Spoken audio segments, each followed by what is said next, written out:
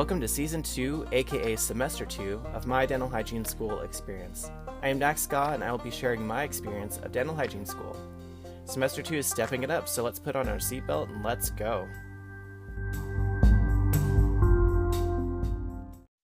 What's up, dental nerds? This is Dax Scott, and welcome to Season 2 of my dental hygiene school experience. You may have noticed that I have been kind of quiet the past couple weeks, and that is because I've been on break. And it turns out when you have nothing to do, you kind of don't want to do anything. Anyway, let me just go through my experience. So I've been quiet for the past 2 weeks because I've been on break, like I said. I went from not having a moment to myself to all of a sudden having nothing to do. It's quite a strange feeling, but I adapted very quickly. Probably only took me about 2 days. I had high hopes of being very productive and doing so many things I had put off until I had some time. Well, I didn't do any of that. I think the most productive thing was I watched some movies and binge-watched a few TV shows. But yes, I feel like it took me, 2 days to kind of feel rested up and like a whole week to really recover from finals and all that stuff. But after 2 weeks of being off school, I am so well rested. That's a lie, I'm not. I had high hopes of being rested up and, going to bed early and waking up, refreshed. I stayed up late pretty much every night, and when you have no schedule, there's no reason to go to bed early because you don't have to get up early. So the transition back to school has been pretty rough because my schedule is very different from last semester. But I'll get into that in just a minute here. But also having to deal with traffic again. I mean, I commute an hour and a half to 2 hours every day, and it's quite a different experience. Well, let me start off by saying I have to be at school at 8 a.m., so I'm commuting much earlier, and so the traffic patterns are different. Everything's different, really. And then also because it's getting later in the year, the sun isn't even up yet. The sun doesn't actually come up until I'm almost at school, or no, I'm already at school when it's starting to get light, like it's not even sunrise yet. So, yeah, it's a different experience overall. But the good news is, if I arrive when I'm supposed to, I get a parking spot. I know it's quite a hot topic for me about finding finding a parking spot. Anyway, but let me tell you about some of the traffic experience I've had so far in the first week. So one day there was some heavy traffic, and it's dark out and there's just tons of cars and everyone's just suffering and dealing with it, we just do what we do.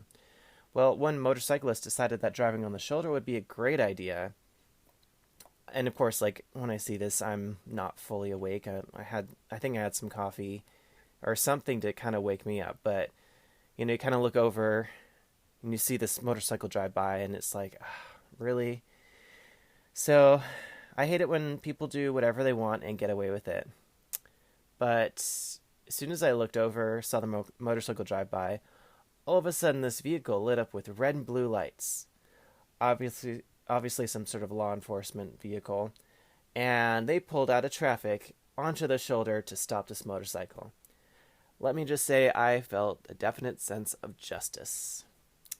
Yes, that was a good feeling. Anyway, so I remember last semester, Mondays were not as busy as Wednesdays. And let's see, on Mondays, Tuesdays, and Fridays, I have to be there at 8 a.m. So, experiencing more of the traffic patterns, Monday by far is a lot less busy than any other day of the week, I'd say. even Friday, because Friday some people are going on vacation and they're leaving early, but they caught in rush hour traffic. Um, anyway, let me see. I'm just looking at my notes here, but yeah. So I had to be at school at 8 a.m. I haven't been up that early in quite a while, and I was so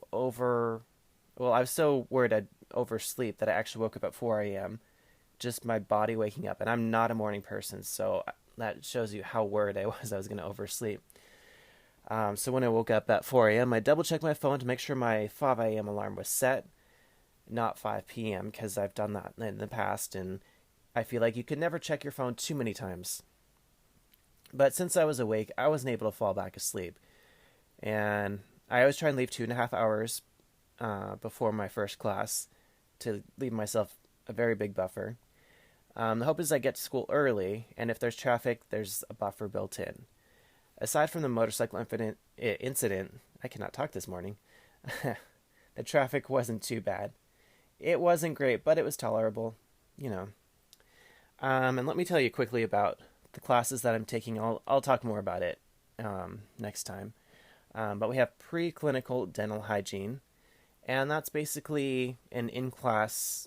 We're in the classroom for that class, and we learn about practical things.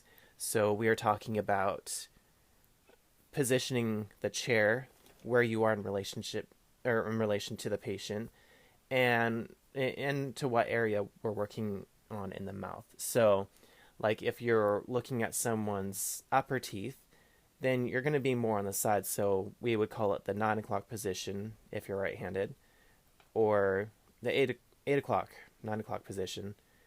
Yeah, so we're learning stuff like that, and it's kind of fun because suddenly we're learning stuff that's going to be stuff we're going to be using every day as a dental hygienist. Another class we also have is sociology. So that class is online only. I know the program director says that they've had a really tough time with the schedule this semester. There's just a lot of plates spinning, a lot of balls to juggle. So, yeah, so our schedule's a little weird. So we have sociology on Thursdays and Fridays from 4 to 5. And it's a very strange time slot. And I also feel that a 1 hour class online, it's kind of hard to get into it, and then once you're in it, it's almost done, and then you have to start over again. It'd be nice if it was a 2 hour block, but I guess for the instructor, it doesn't really work out.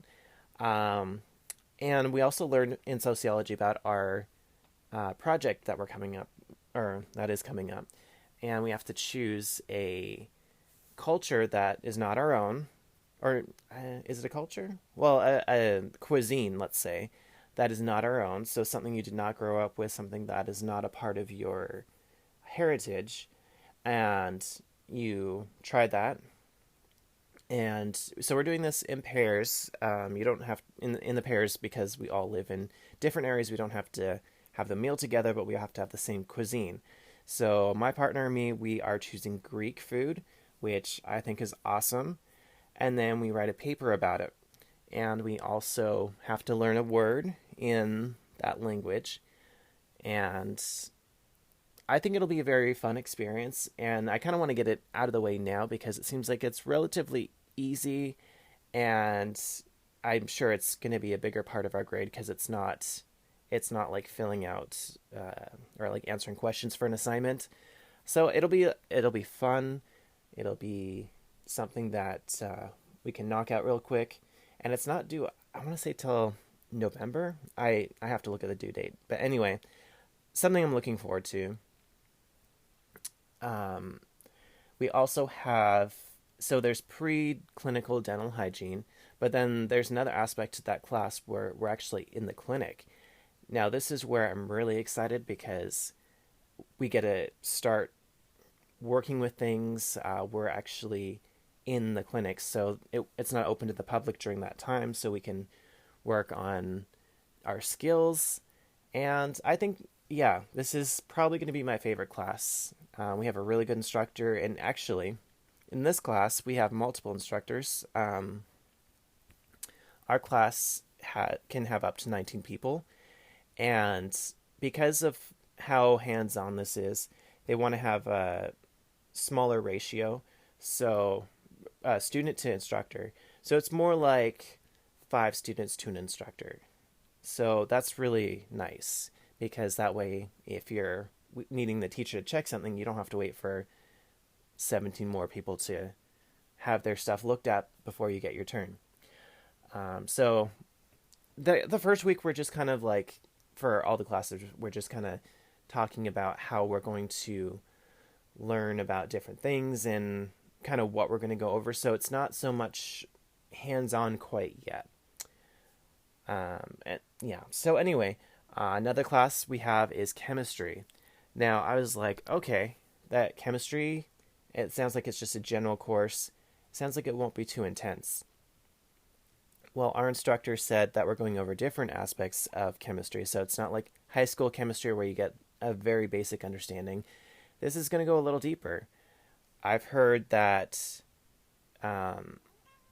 when I've talked to anybody that's taken organic chemistry, that is basically what makes or breaks people. So even in medical school, in if you're becoming a doctor or a dentist or anything where you have doctor in your title as like in the medical field. And so I was a little worried about that.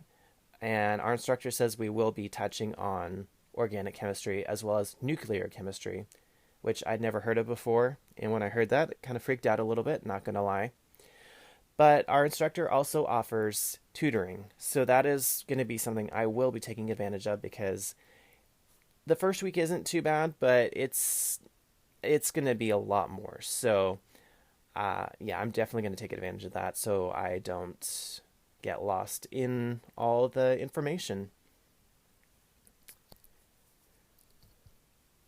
And let's see, I want to see what other classes I have because there's a few more. We have medical emergencies, which is actually another very relevant course because obviously we're dealing with people's medical information and in a medical setting. And obviously, if something happens, because it can happen, you don't want to, you want to be able to handle the situation more so. And it's quite common in medical settings. Even when I was a dental assistant, you had to know CPR. This is just going to be a bit more involved. Another class that I'm doing is radiology. So taking x-rays. And I'm kind of excited about this because I've already taken x-rays. We are using a different system, however. Where I used to work at, there were digital x-rays.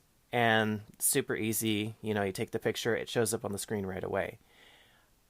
With this one, my school, they have a few digital sensors, but they mostly use what's called phosphorus plates. And so ScanX is a very popular brand. And we'll be using that for the most part. And so it's a few more steps, but it's something that's it's doable. I just won't get as quick feedback. And also because I have experience in taking radiographs, I'm hoping I'll do well in this class. And let's see, I think the last class that I've not mentioned yet is head and neck anatomy. Now, last semester I took overall general anatomy, and I also took dental anatomy. So there's going to be a lot of crossover. I'm hoping there will be a lot of review, and it won't be as intense as learning everything from very brand new, like not learning or not knowing anything at all. So, I think the teacher, she seems kind of intense, but I think that she'll be very helpful in explaining things. She seems to be a very clear communicator, so I'm hoping that I'll do well in that class. Quick tip for those who are taking any kind of anatomy course. At least for me, what worked was taking Quizlet, so I just made Quizlet questions. And I had a picture, and with the picture I did A, B, C, D, whatever. And so I said, which one is, like, if I said, where's the hyoid bone? Then you'd be like, oh, that's whatever letter it is. And so I did that for parts of the ear, and I mean, there was only 7, but I feel like not knowing that before, I learned that stuff pretty quick. I'm saying in like 10 minutes, and it's still stuck in my mind. So we have the oralis, the tragus, the antitragus, the intertragic notch, the external acoustic medius, and I think I'm missing one. Oh, and the helix. I don't know if that was 7, but anyway, that was just what was off the top of my head. So, and not bad for first thing in the morning because it's not super early, but I didn't have to go in for 8 a.m. today. Anyway, so that's just kind of a quick overview of my semester. This is what I have to look forward to. It's going to be a lot more intense just because I have those early mornings, Monday and Tuesday.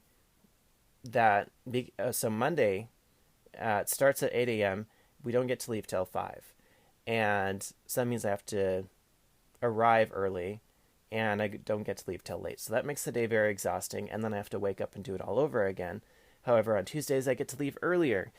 And yeah, so I don't know. We'll see how it goes, but at least on Fridays, I get to leave at noon.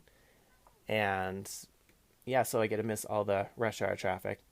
Anyway, that's all for this week. And I look forward to sharing more with you. And have a great day.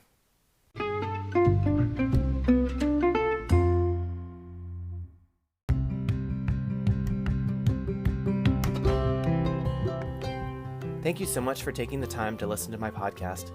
I appreciate your support on this journey, and until next time, I am Dax Ska.